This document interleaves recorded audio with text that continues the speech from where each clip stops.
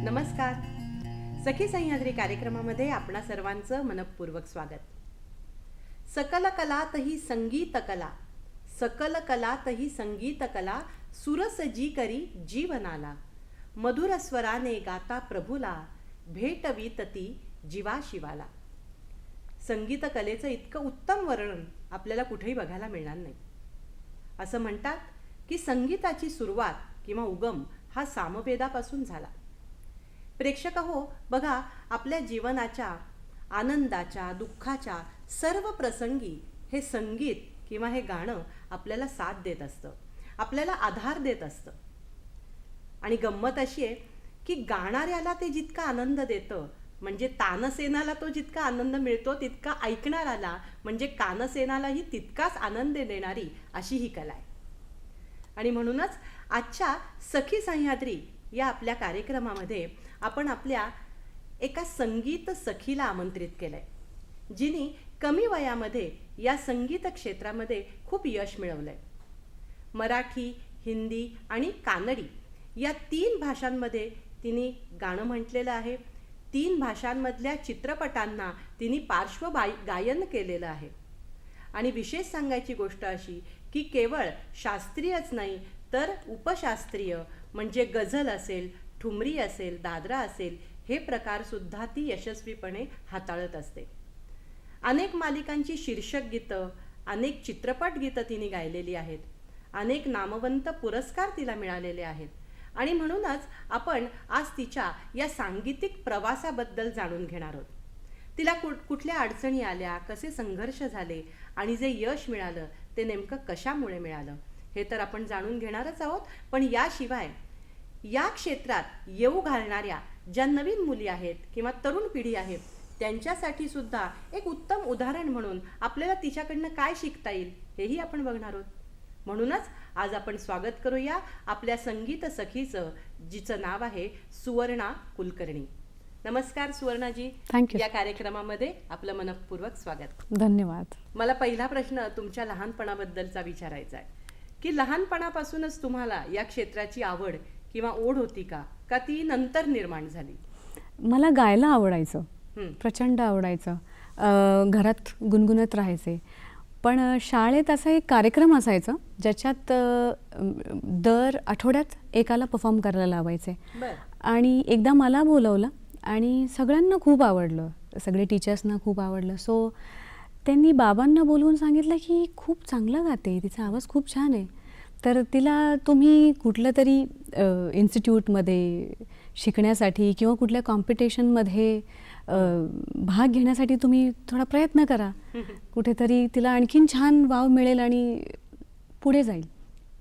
मग तसंच सुरू झालं. आणि आमच्या गावात म्हणजे मी अजून एक थोडासा एक बॅकग्राऊंड देते, मी कुठून बिलॉंग करते ते. कारण तुम्ही कानडी पण सुद्धा गाताय, त्याच्यावरनं माझ्या मनात हा प्रश्न होताच की तुम्ही मूळच्या कुठल्या? मी मूळची कर्नाटकाची आहे. भालकी म्हणून एक तालुका आहे, तिथून आहे मी. आणि ते जे लोकेशन आहे तो इतकं इंटरेस्टिंगली लोकेटेड आहे.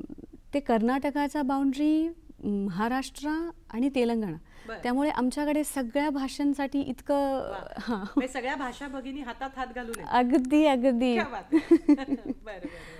तर अशा लोकेशनमध्ये ते आहे. आणि तिथे एवढं कल्चरली एवढं एनरिच्ड प्लेस नाही आहे, तर खूप चॅलेंजेस होते. बट यु नो काय होतं, युनिवर्स तुम्हाला गाईड करत असतो आणि you go on, you move on. पण घरामध्ये अशी काही बॅकग्राऊंड होती, अशी पार्श्वभूमी होती की घरामध्ये काही संगीत कलेबद्दलची ओढ आहे किंवा कुणी गातंय असं काही होतं? नाही, घरात असं काही वातावरण नव्हतं. त्यामुळे ते एक अडचण यायची की काही निर्णय घ्यायचं झालं तर कसं करायचं, काय करायचं, कॉम्पिटिशनमध्ये नेमकं म्हणजे गातात काय, कुठली गाणी निवडायची, कारण घरात असं कोणी ऐकलेलं नाही आहे. आणि महत्त्वाची गोष्ट अशी आहे की आमच्या भागात जे कन्नड भाषा बोलतात ते असे जे कवितांमध्ये जे शुद्ध लिहिलेलं असतो किंवा जे बेंगळूर ठिकाणी असे जे शुद्ध कन्नडा बोलतात तसं नव्हतं.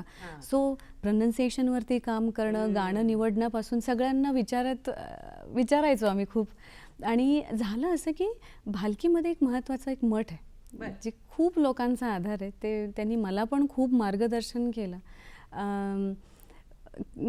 तिथे मी पहिल्यांदा गेले जेव्हा बाबांना टीचर्सनी सांगितलं की हिला कुठेतरी शिक्षणासाठी, संगीत शिक्षणासाठी थोडासा गाईड करा.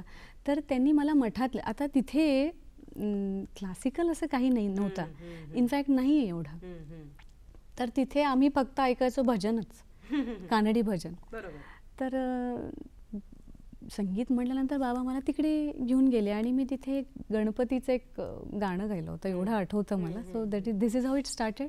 आणि सगळ्यांना आवडलं आणि मला तिथे कळलं की ओके, मी गाऊ शकते. आणि हे अचानक होतं की मी गेले आणि मला त्यांनी गायला लावलं आणि I was able to sing. तर तिथून सुरुवात झाली. 10व्या वर्षीपासून शास्त्रीय शिक्षणाची सुरुवात केलीत ना, म्हणजे कारण कुठलंही गाणं गायचं तर आपल्याला एक शास्त्रीयचा पाया महत्वाचा आहे. एक्झॅक्ट. तर मग ते कधी सुरू केलं? आणि ते करताना आता तुम्ही म्हणलात की घरात तशी काही पार्श्वभूमी नव्हती, तर मग हे क्षेत्र पुढे जाऊन आपल्याला निवडायचंय हे तेव्हा वाटलं होतं का? अय्यो नाही. मला एकतर असं होतं की गाणं खूप आवडायचं ना, आपल्याला गात राहायचंय. Think about this moment. नंतरचं कोण विचार कर, आता आनंद मिळतोय, आनंद घ्या, एवढंच होतं. तर कॉम्पिटिशनमध्ये जेव्हा मी पार्टिसिपेट करायचे तेव्हा मला कळालं की माझ्याकडे कलेक्शन्स खूप कमी आहेत. तर मग मी काय करायचे, बाय द वे माझं जे रुटीन होता लहानपणीचा संगीत शिक्षण घेण्यासाठीचा, तर मी सकाळी उठायचे आणि क्लासला जायचे. 7 ते 8 वगैरे काहीतरी असायचं. 8:30 वाजायचे तिथेच, कारण मला यायचंच नसायचं. शाळा एवढं आवडायचं नाही साहजिक. तर मग तिथून मी चालत शाळेत यायचे आणि शाळा झालं की इमिडिएटली मग परत मठात कार्यक्रम चालायचे. तर तिथे जे काही थोडंसं जे गाणं गायचं असतं मग मी ते करायचे आणि ते संपेपर्यंत 8 वाजले असायचे रात्रीचे. तिथेच जेवण वगैरे करून मग घरी फक्त झोपायला यायचं, एवढंच असायचं. आणि कॉम्पिटिशन्समध्ये भाग घ्यायला लागले तिथे मग लक्षात आलं की I think I have to go beyond this. मग मी तिथे आजूबाजूचे जे गाव होते तिथे टीचर्स होते, त्यांच्याकडे मी संध्याकाळी जायचे, स्कूल संपून तिथे मुक्कामाला थांबायचे. मग रात्रभर ते शिकवायचे, झोपायचं तिथे, मग सकाळी परत त्याच युनिफॉर्ममध्ये शाळेत डायरेक्टली. तर इट वॉज हेक्टिक होता, but I use to enjoy. हे सगळं करत होतात, पण अडचणी पण बऱ्याच आल्या असतील. कारण अगदी पहिली अडचण जसं तुम्ही म्हणालात की घरात पार्श्वभूमी नव्हती, त्यामुळे गाण्याची निवड कशी करायची, इथपासून सुरुवात. तर या व्यतिरिक्त काय तुम्हाला अशा त्या छोट्या गावामध्ये अडचणी येत होत्या शिक्षणामध्ये, संगीताच्या शिक्षणामध्ये? लिमिटेड होता मला तर.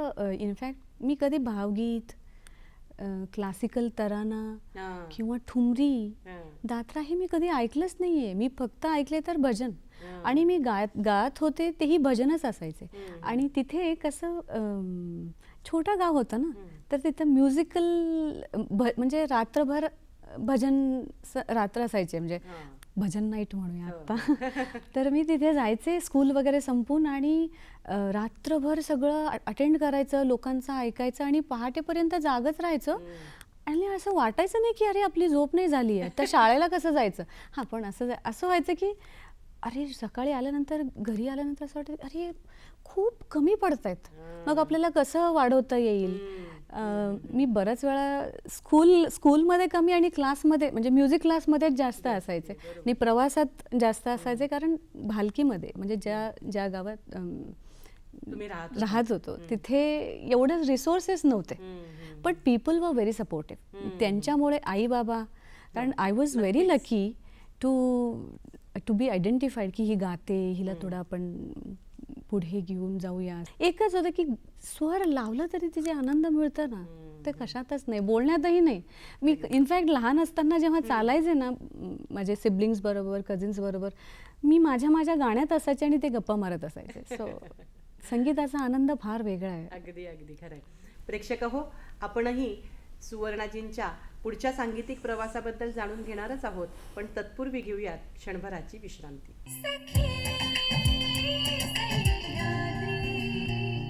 सखी सह्याद्री कार्यक्रमामध्ये पुन्हा एकदा आपणा सर्वांचं मनपूर्वक स्वागत.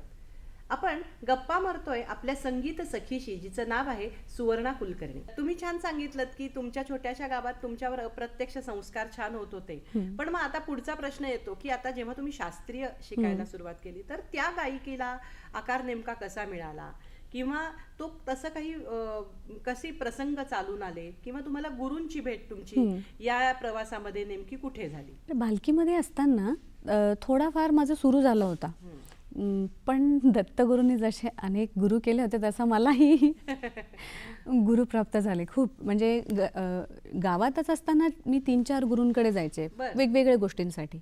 मग तानांसाठी, तानकारी थोडासा इम्प्रूव्ह करण्यासाठी, किंवा आकार किंवा आलाप शुद्ध करण्यासाठी, आणि काही एक गुरूंकडे खूप बंदिशांची कलेक्शन्स होते, सो ते शिकण्यासाठी. तर पण एक असं टाईम येतो ना की यू वॉन्ट मोर. तर मग माझं उच्च शिक्षणासाठी आम्ही विचार करत होतो, अँड माझी इच्छा होती की बेंगलोरला जावं. मी शालेय शिक्षण तिथे झालं. हायस्कूल पर्यंत 12th स्टँडर्ड पर्यंत तिथेच झालं. मग मी बाबांना खूप असं रिक्वेस्ट केला, रोजच मस्का मारायची की आता बाबा मला दुसरीकडे जायचंय, मला नवीन शिकायचंय. तर he was not ready. In fact आई तर रेडीच नव्हतेच. इनफॅक्ट ती वर्षभर माझ्याबरोबर बोलतच नव्हते. मग शिफ्ट झाले मी, अशी सिच्युएशन्स तयार झाले की I was able to go very easily. मग बेंगलुरूला शिफ्ट झाल्यानंतर इतका मोठा शहर, आता तू सेपरेट कसं राहशील. मग जे रिलेटिव्ह आहेत, मोठं शहर, इतके बसेस चेंज करणं, कारण डिस्टन्स फार लांब असायचं ना. तो मग एका रिलेटिव्हकडे राहिले, आणि तिथे आता सगळं नवीन, संगीत परत इथे रियाज करण्यापासून सगळे चॅलेंजेस यायचे. मग चॅलेंज असं होता, तर एक दिवस रियाज सोडलं तर म्हणजे असं होतं की अरे नुआन्सेस येत नाहीत, जे टेक्निक्स असतात ते क्लिअर येत नाहीत, मग सोडायचं नाही.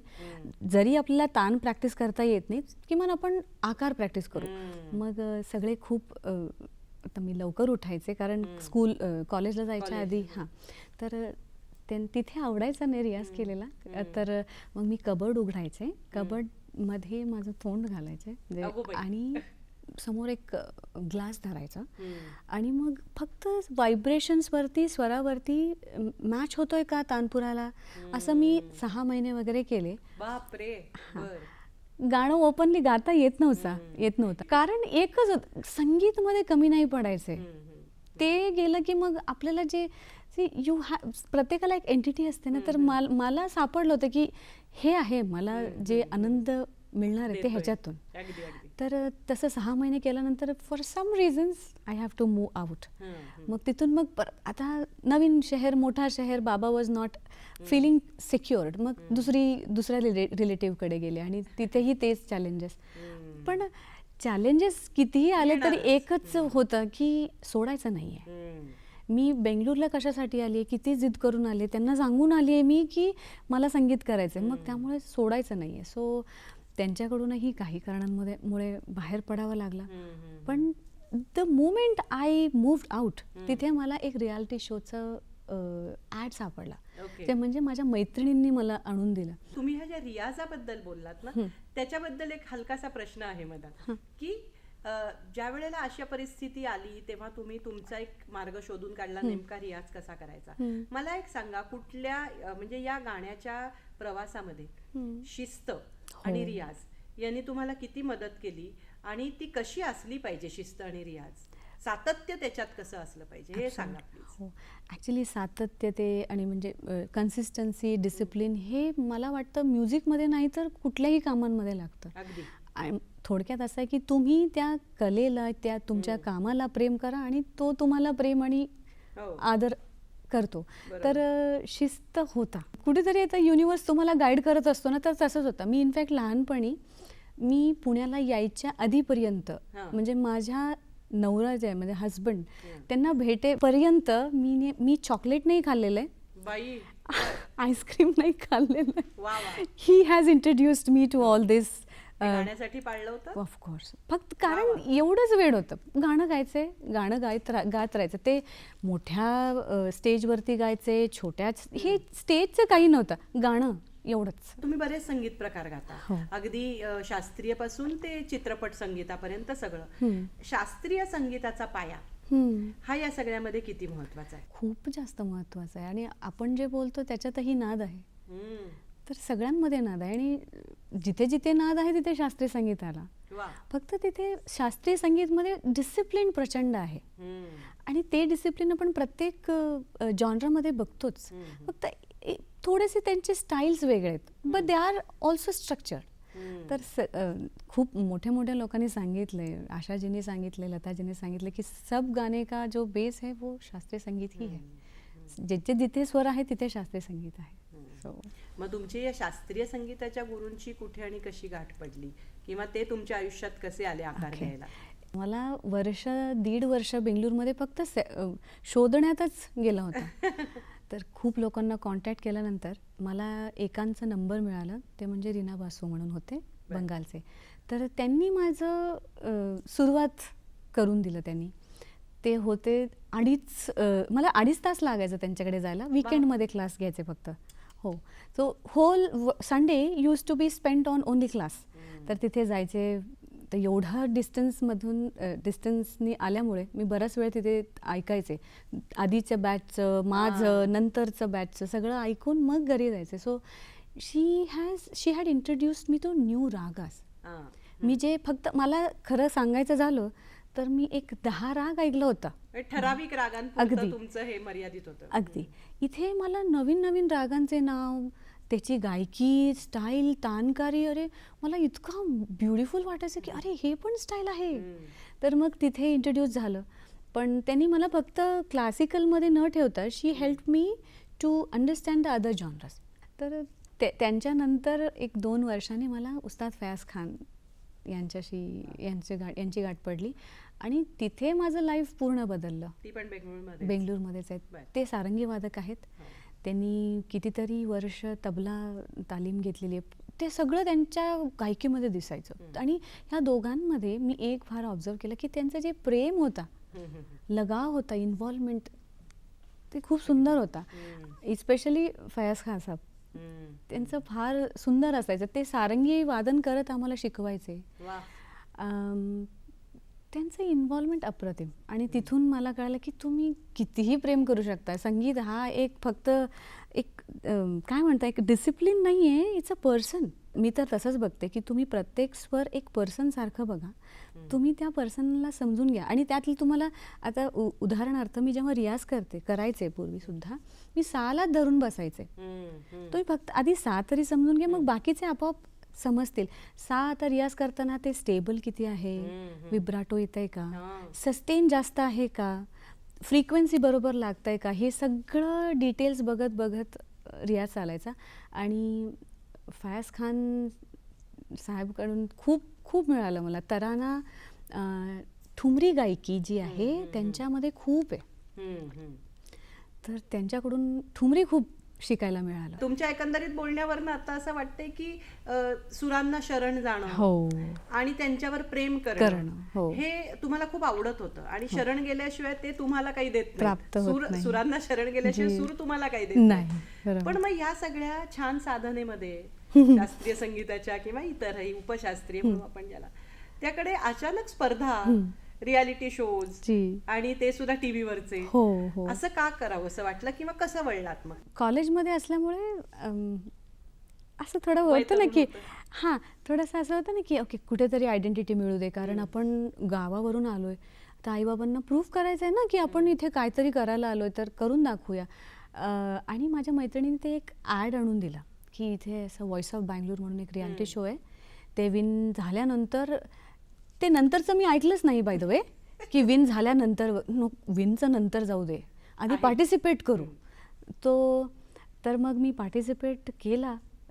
माझ्याकडे गाण्यांचे कलेक्शन्स खूप थोडे लिमिटेड होते, कारण गाणं ऐकलेलं नव्हतं जास्त. इथे आल्यानंतर मी गाणी ऐकायला लागले बेंगळूरला आल्यानंतर. तर जसं जसं मला मार्ग मिळत गेला तसं तसं मी नवीन नवीन गाणी शिकायला लागले. म्हणजे नॉट ओन्ली नवीन, म्हणजे आता क्लासिकल बेस्ड, थोडेसे वेस्टर्न, असं सगळं शिकायला लागले. आणि बाय गॉड्स ग्रेस मी ते रियालिटी शो विन झाले. आणि तिथून जे माझं लाईफ चेंज झालं. सांगीतिक वळणं कशी आली आहेत त्यांच्या आयुष्यात ते आपण बघतोय. पण पुढे जाण्याच्या आधी क्षणभराची विश्रांती घेऊ आणि परत एकदा गप्पा मारायला भेटूयात.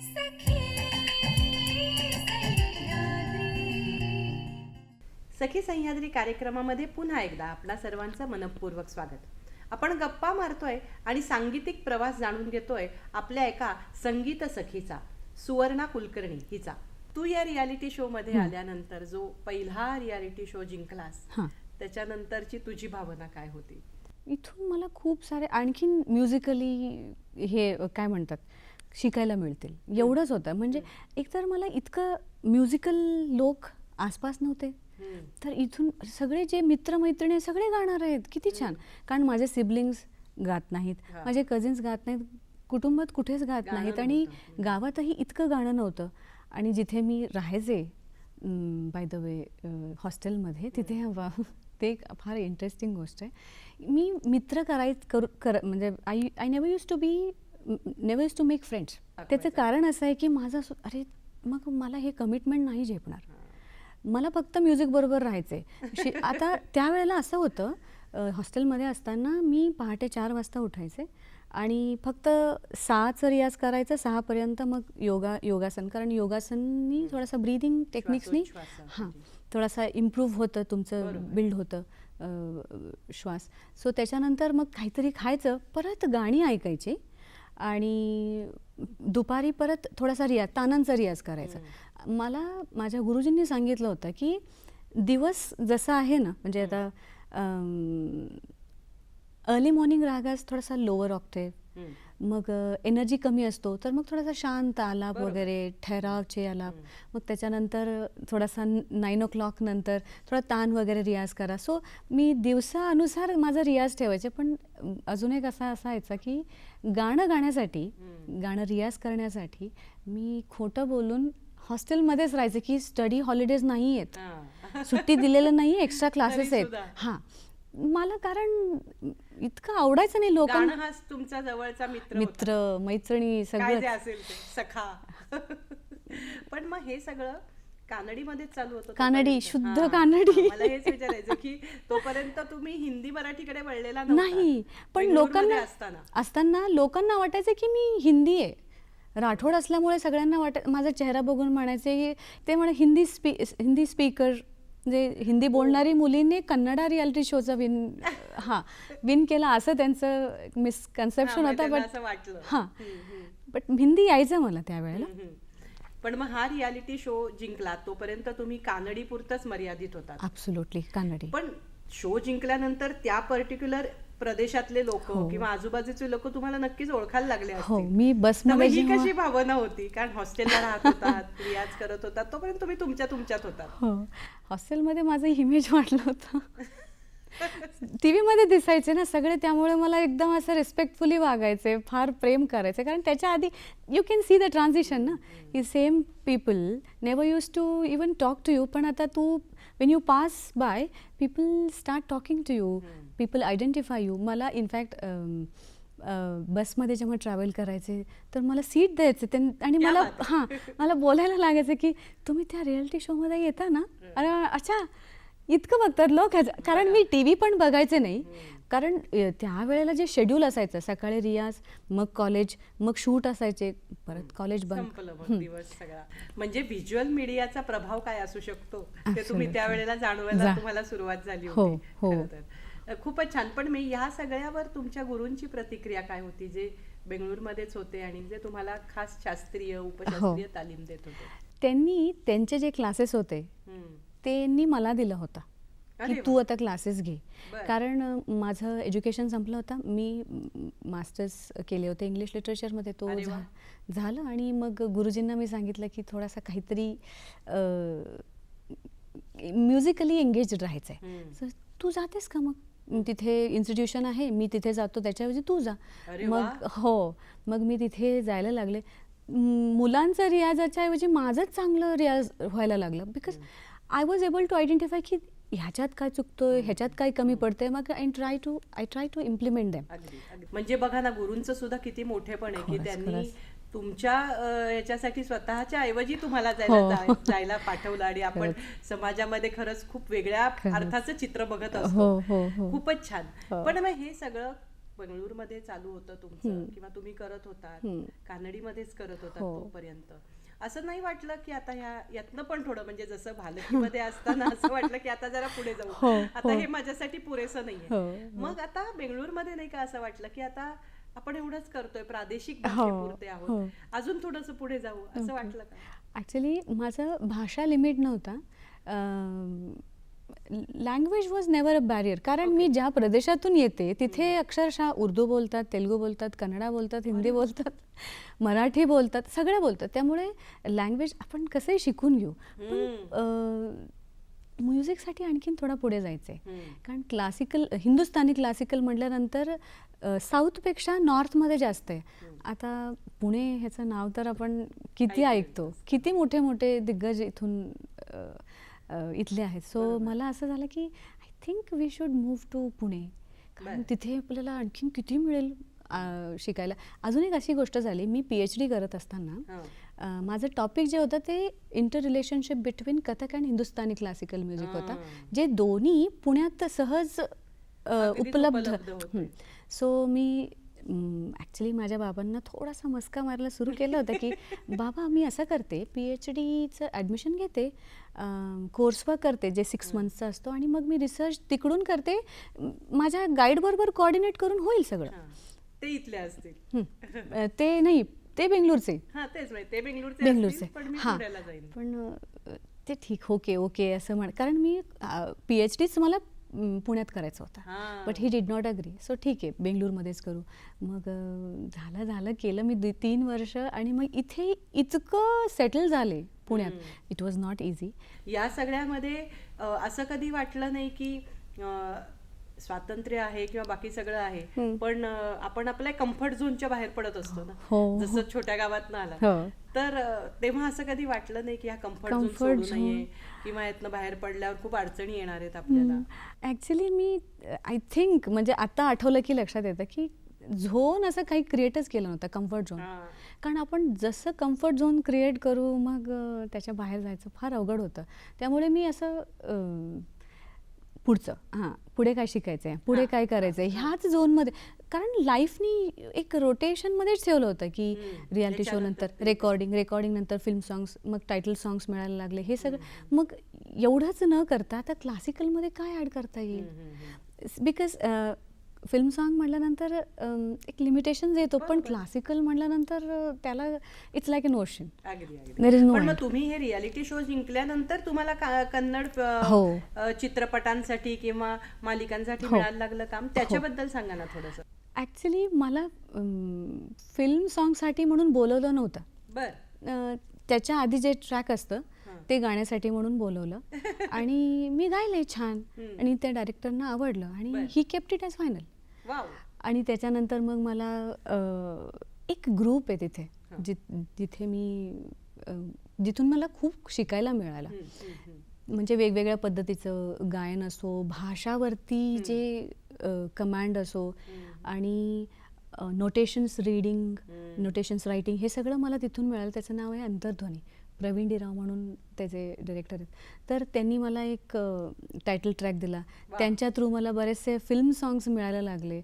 सो रियालिटी शो कडनं कानडी फिल्म सॉंग्स आणि कानडी टायटल सॉंग्स, सिरियल्स, हे तुम्ही त्यावेळेला करत होता.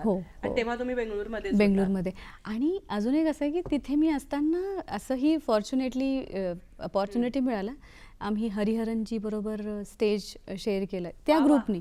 आणि before I come to Pune, मी अरिजित सिंगच्या एका रियालिटी शोमध्ये म्हणजे एक स्टेज शोमध्ये आम्ही त्यांच्या बरोबर गायला होतो. क्या बात आहे. सो ह्या ग्रुपमुळे मला खूप ज्याला आपण म्हणतो एक्सपोजर मिळाला. वा वा वा, Yes. खूपच छान.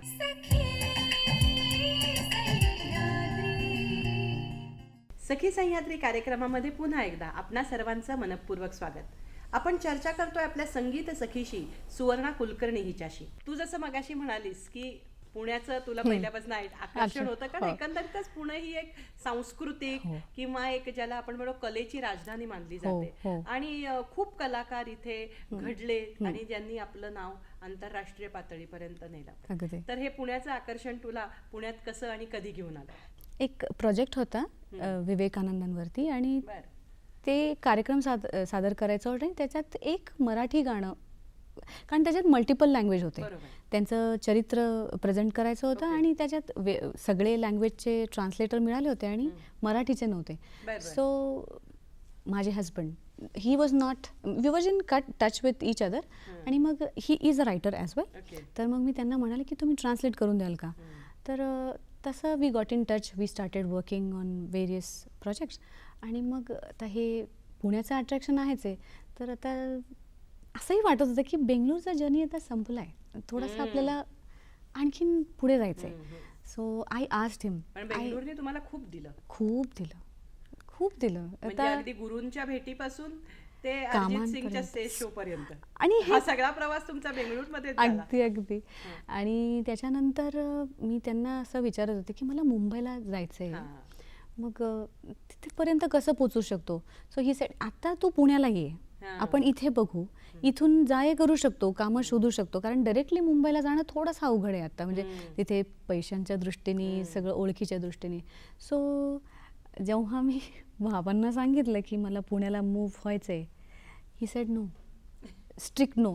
कारण पुण्याला शिफ्ट व्हायच्या आधी एक अजून असं इन्सिडेंट आहे की मी आता मास्टर्स इंग्लिशमध्ये झाल्यामुळे बाबांची इच्छा होती की ते जसं प्रोफेसर आहेत, मी पण थोडासा करावी काम.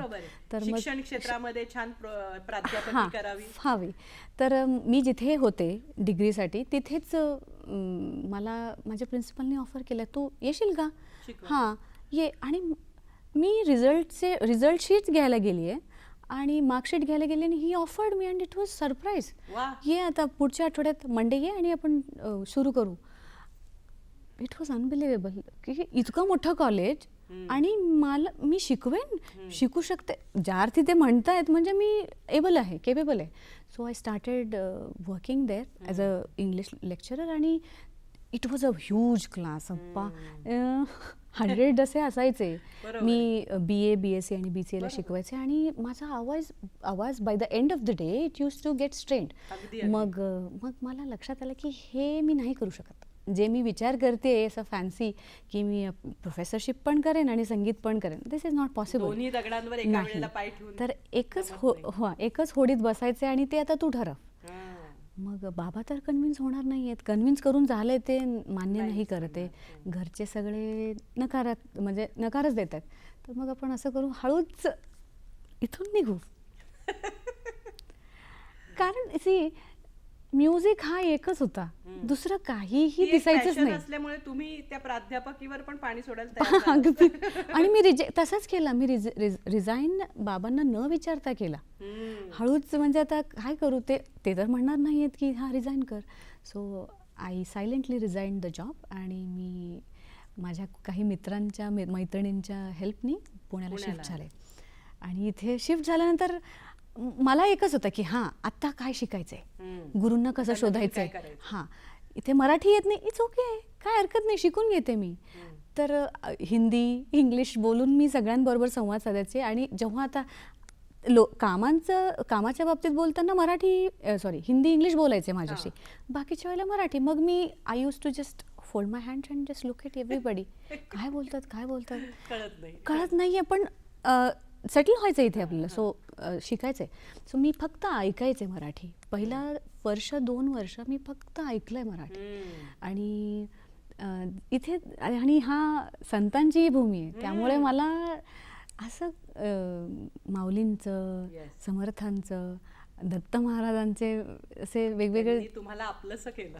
खरंच. पण मग या प्रवासात महाराष्ट्रात किंवा पुण्यात तुम्हाला गुरु कुठे मिळाले आणि कसे मिळाले, हा पण एक इंटरेस्टिंग विषय आहे हां, ना. ते अगेन शालिवाहन माझे हस्बंड त्यांनी त्यांच्या मित्रांना विचारलं की कोणी आहे का. मग आम्ही खूप रिसर्च केला, 4-5 जणांचं नाव काढलं. त्याच्यात आपल्याला जे हवंय म्हणजे आपल्याला ठुमरी हवी आहे, आपल्याला लाईट क्लासिकल हवे, क्लासिकल पूर्ण नको आहे, कारण पूर्ण क्लासिकल केला डिसिप्लिन झाला की मग ते फिल्मला सूट नाही होत. नाही अगदी. सो तसं बघितलं. मग मला 6 महिन्यानंतर अनुराधा कुबेर हे भेटले आणि त्यांच्या गायडन्समध्ये आवाज कसं ठेवायचे, आवाज म्हणजे आता कसं स्मूथली गायचंय, एफर्टलेसली गायचंय, हे सगळं त्यांच्याकडून शिकायला मिळालं. मग पुण्यात आल्यानंतर तुम्हाला जीवनसाथी मिळाला का हां. त्याच्या आधीच मिळालेला आहे? म्हणजे सांगीतिक साथी होता तो तुमचा, हो. तो जीवनसाथी कधी म्हणला? ॲक्च्युली हे माहिती नव्हतं आम्हाला की आपण जीवनसाथी आहोत, आपण काम करतोय, आपण कम्फर्टेबल आहोत एकमेकांशी. आणि हे जीवनसाथी फार मोठ्यांच्या इंटरफेरन्सनी ते माझे जीवनसाथी झालेले आहेत. वा. त्यांनीच इम्पोज केलं की अरे तुम्ही एकमेकांबरोबर सगळं काम करता, सगळं करता, तर why don't you get married. Then हां, अच्छा, we have to get married. असं पण होऊ असं हां, okay, we have to get married, एवढंच होतं. असं फॉर्मल ठरवून नव्हतं काहीच ठरवून नाही झालं नव्हतं, फार. सगळं स्पॉन्टेनियस होतं लाईफ. वा. पण मग ह्या सगळ्या याच्यात म्हणजे आता जीवनसाथी मिळाला, गुरु मिळाला, मग मराठी चित्रपट सृष्टी हो. किंवा मराठी मालिका याच्यामध्ये नेमका कसा काय तुमचा प्रवास सुरू झाला? मी जेव्हा पुण्यात आले तेव्हा मला मराठी काही कळायचं नाही, पण आम्ही कामं शोधत होतो. तर एकांच्या कॉन्टॅक्ट थ्रू आम्हाला एक बालगीत मिळाला, ज्या प्रोजेक्टमध्ये तसे आत्ताचे जे नामांकित गायिका आहेत सगळे त्याच्यात होते. म्हणजे आर्या आंबेकर, बरेचसे होते, मला अजून नावं नाही आठवते, पण हां, जितेंद्र अभ्यंकर आणि सावनी रवींद्र सर, असे सगळे, बोरगावकर, असे सगळे असल्यामुळे मग शालिवाहनला वाटलं अरे हे खूप पॉप्युलर आहेत, तुला नाही माहिती आहेत पण तू गा, बालगीत तर बालगीत. तर मग ते सांगायचे, मी कन्नडामध्ये लिहायचे आणि मग ते एक वर्ड बाय वर्ड प्रॅक्टिस करायचं. उच्चार मला सुरुवातीला च आणि च हे यायचंच नाही. आणि आता सुद्धा मला ते जेंडर नाही सांगता येत, म्हणजे व्यवस्थित ॲक्युरेसी नाही आहे. पण तसं मग ते सुरू झालं आणि मग मी फिल्मसाठी खूप गायले त्यावेळेला, पण काही रिलीज नाही झाले, लॉकडाऊनमध्ये काही स्टक झाले. मग तिथून डायरेक्ट मी आले एका मोठ्या बॅनरमध्ये, जे फिल्म होता बाई पण भारी देवा, केदार शिंदेंचा. तर मग तिथे मला चान्स मिळाला. त्यांनी मला सहज गायला, म्हणजे ट्रॅक सॉन्ग फायनलच्या आधी जे असतं ते गायला बोलवलं होतं आणि केदार शिंदेंना आवडलं. आणि मग त्यांनी हिलाच घे, छान वाटतं तिचा आवाज, तर मग त्यांनी मला फायनल केलं. भाषा तुम्हाला तशी मराठी येत नव्हती, हो, तरी सुद्धा मराठीने तुम्हाला आपलंसं केलंय. ऍक्च्युली महाराष्ट्राने मला इतकं दिलंय, म्हणजे मी कर्नाटकामध्ये असताना इतकं संतांचं काही ऐकलं नाही, काही नाही, पण इथे आल्यानंतर संतांच्या बाबतीत खूप ऐकायला मिळालं.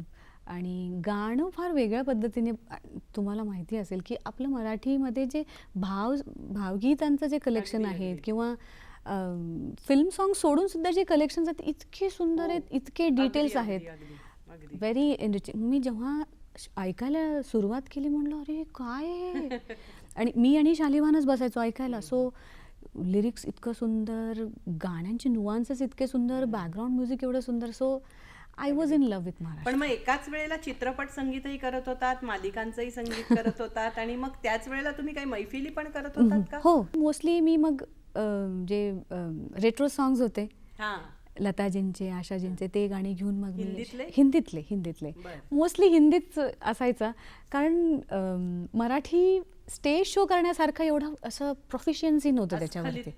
हां, पण मग मी बळनी मग काय केलं, स्वतःला असं फोर्स करून की जे ज्ञानेश्वरी आहे किंवा जे काही पोथ्या आहेत, रोज असं उगाच आपण वाचायला सुरुवात करू, समजेल नाही समजेल, डोंट बॉदर अबाउट इट, तू स्टार्ट कर. मग मला अक्षरं ओळखायला यायला लागले, मग ते प्रोनाऊन्सिएशनमध्ये यायला लागले. So it was an interesting journey. I enjoyed it by the वे.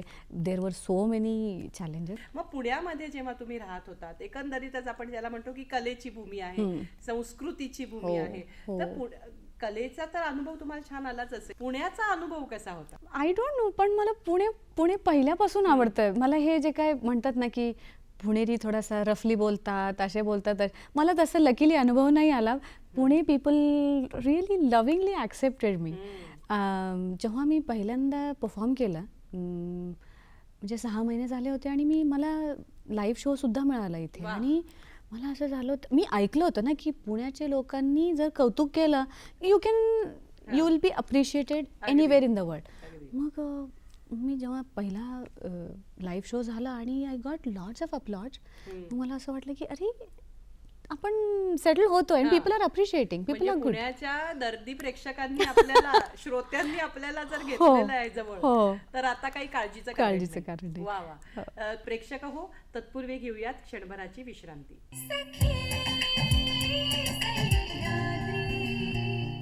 सखी सह्याद्री कार्यक्रमामध्ये आपणा सर्वांचं मनपूर्वक स्वागत. आपण सांगीतिक चर्चा करतोय आपल्या एका संगीत सखीशी, जिचं नाव आहे सुवर्णा कुलकर्णी. आणि मराठीनी, पुण्यानी तिला कसं आपलंसं केलं, महाराष्ट्राने तिच्यावर कसे गाण्याचे संस्कार केले, ते ती आपल्याला सांगते. तर कर्नाटकातनं येऊन महाराष्ट्र ही कर्मभूमी तुझी झाली. हो. आणि महाराष्ट्राने तुला खूप संधी पण दिल्या. खूप संधी दिल्या म्हणजे चित्रपट सृष्टीतही संधी दिल्या, मालिकांमध्येही संधी दिल्या, ज्याला तू म्हणतेस की अगदी स्टेजवर गाण्यासाठी लाईव्ह शोज मध्येही संधी दिल्या. ही संधी सगळ्या तुला मिळाल्या, त्याचबरोबर तुझ्या याचं खूप चांगली दाद मिळाली ती पुरस्कारांच्या हो रूपात. हो. तर वेगवेगळे पुरस्कार तुला मिळाले, चांगले मानाचे पुरस्कार मिळाले. या पुरस्कार घेतानाचा तुझ्या मनामध्ये काय भावना असतात की मला एक पुरस्कार मिळालाय, तशा अर्थी या क्षेत्रामध्ये खूप वर्ष लोक काम करत असतात, तुला तरुण वयात पुरस्कार मिळाले, तर याच्या मागची तुझी भावना काय असते? स्टेट अवॉर्डचं जेव्हा नॉमिनेशन मिळालं होतं, ह्याच्यासाठी कित्येक वर्षांपासून वाट बघत, म्हणजे मी फक्त टी व्हीमध्ये पाहायचे की अरे अवॉर्ड फंक्शन, ओके. मग मी जेव्हा पहिल्यांदा तिथे गेले आणि पाहिलं स्टेज वगैरे, की असं झालं की okay, now I think responsibility वाढलीच आता. काहीतरी उगाच गाऊन नाही चालणार नाहीये, तो अजून मग आता काय करावं लागेल. तर हे असंच येतं डोक्यात की इथून पुढे आणखीन काय ॲडिशन करावं लागेल.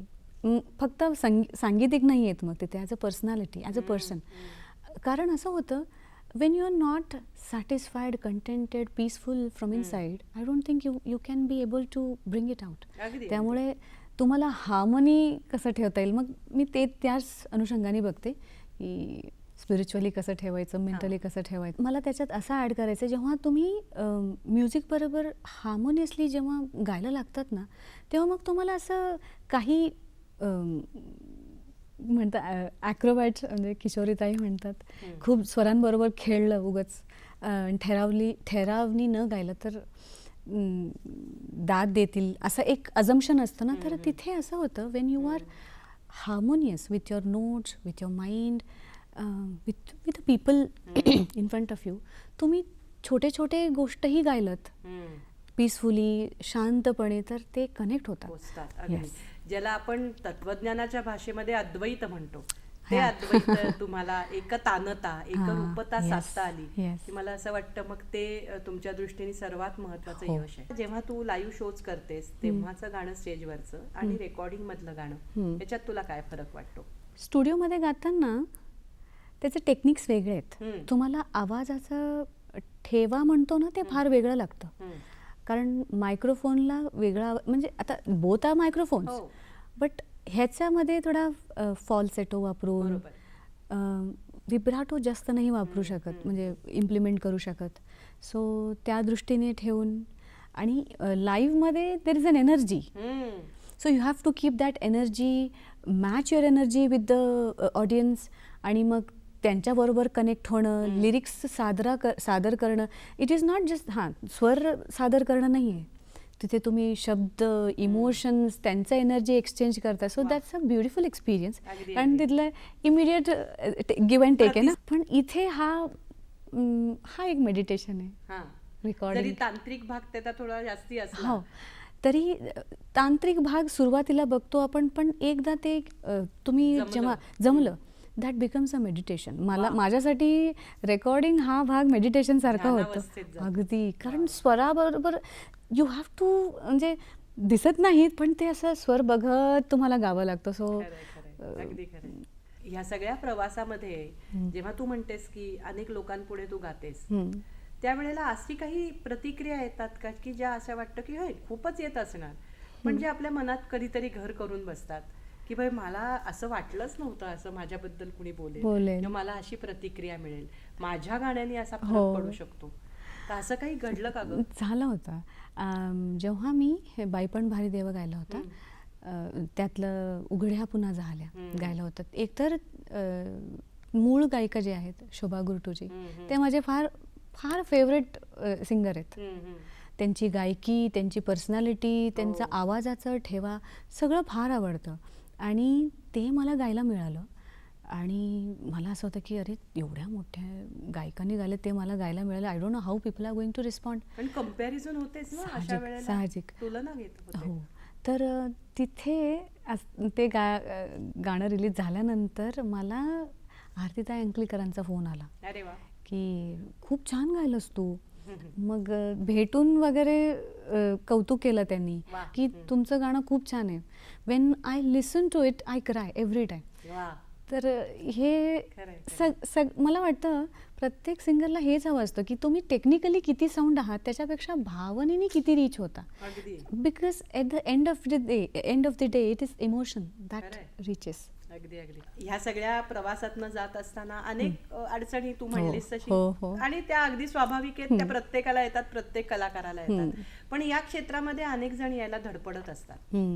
हो. तर अशा खूप जणी आपल्या प्रेक्षकांमध्येही असणार आहेत हो. की जणी असतील, जण असतील, म्हणजे हो. मुलं असतील, मुली जी. असतील, कुणी असतील, जी. की ज्यांना असं वाटतंय की आम्हाला पण यायचंय, काहीतरी बनायचंय, स्वतःचं एक स्थान दाखवायचंय हो. आणि मला संगीताबद्दल खूप आवड आहे असंही. तर त्यांच्यासाठी काय सांगशील बरं? मला वाटतं संगीताला एकतर असं खूप अवघड गोष्ट आहे असं पाहू नका. तुम्ही जर त्याला एका माणसासारखं बघितलं, म्हणजे तुम्ही एका माणसाला कसं फ्रेंडसारखं ट्रीट करता किंवा रिस्पेक्टफुली ट्रीट करता, म्हणजे कन्सिस्टन्सी, संगीत रियाज करण्याचं कन्सिस्टन्सी किंवा ऐकताना डिटेल्स ऑब्झर्व करणं, ज्यांचं कोणाचं तुम्ही ऐकताय ते इमिडिएटली रिस्पॉन्ड करणं, these are very small nuances, पण ते म्युझिक बरोबर तुम्हाला कनेक्टेड ठेवतात. So basically you give respect and love to music, it will give you back. हा फक्त म्युझिक नसून कुठल्याही कामात. अजून एक गोष्ट असं आहे की असं ठरवू नका की पैसे कमवल्यानंतरच तुम्ही ओके यू आर अ दर्जेदार सिंगर, असं नका बघू. एकंदरीतच हा संगीत प्रवास आपण जेव्हा बघितला तेव्हा तिच्याकडनं आपल्याला अनेक गोष्टी लक्षात आल्या की वय हे कारणीभूत नसतं. तुमचं त्या कलेप्रती असणारी निष्ठा किती आहे, तुम्ही त्याच्यासाठी किती कष्ट घेताय, हे पण तितकंच महत्त्वाचं आहे. आणि त्यामुळे यश हे तुमच्या समाधानावर मोजा, पैशावर नाही. हा एक सुरेख आपल्याला आजच्या आपल्या कार्यक्रमातनं मिळालेली एक टिप आहे असं म्हणायला हरकत नाही. इतकं गद्य बोललोय, पण आता तू गातेस, त्यामुळे आपल्या कार्यक्रमाचा शेवट तुझ्या एखाद्या छान गाण्यानी करणार, त्यामुळे आमच्या प्रेक्षकांनाही ते आवडेल आणि आपल्या कार्यक्रमाची एक सुरेल सांगता ज्याला म्हणू आपण ती करू. उघड्या पुन्हा झाल्या जखमा उरातल्या, फुलवी तुझ्या स्मृतींच्या कलिका मनातल्या, उघड्या पुन्हा झाल्या. ऐकतच राहावं असं वाटतंय, पण एक वेळेची मर्यादा आहे. तुझ्या पुढच्या सांगीतिक कारकिर्दीला खूप खूप मनापासून शुभेच्छा, आणि आमच्या या सखी सह्याद्री कार्यक्रमामध्ये तू आलीस त्याबद्दल मनःपूर्वक धन्यवाद.